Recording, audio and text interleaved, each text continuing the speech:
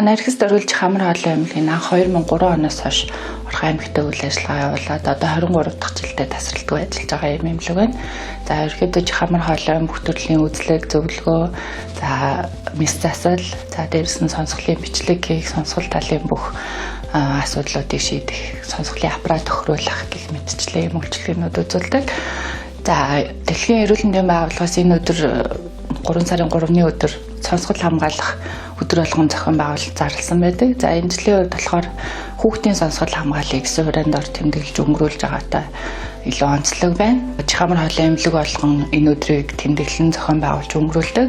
Үүнтэй холбоотойгоор энэ өдөр бид бүхэн 3 дугаар сарын 3-ны өдөр 0-оос 16 насны хүүхдүүдийг зааван төлбөргүйгээр чихний дурангийн үзлэг зөвлөгөөнд бүрэн хамруулахаар ингэж бэлтгэж ажиллаж байна. Тэгэхээр та бүхэн хүүхдүүдийнхээ сонсголыг ямар ч гэсэн эрт илрүүлэхт хамруулах нь маш чухал байдаг. Тийм болохоор ямар нэгэн шинж тэмдэг илэрж байгаа ер нь үзүүлээд үзье.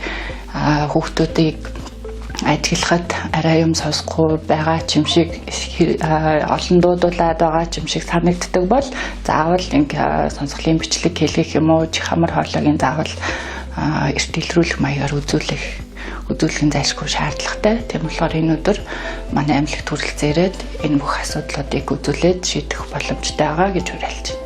За 3 сарын 3-ны өдөр 9-өөс 16 цагийн хооронд ажлынхаа цагаар хүүхдүүдийг авч үзэх юм төлөвлөгөөтэй байгаа. Ерөнхийдөө урьдчилан цаг авах шаардлагагүйгээр ер нь очир дараалалаараа үзүүлээд авах нь илүү зүгээр байдаг.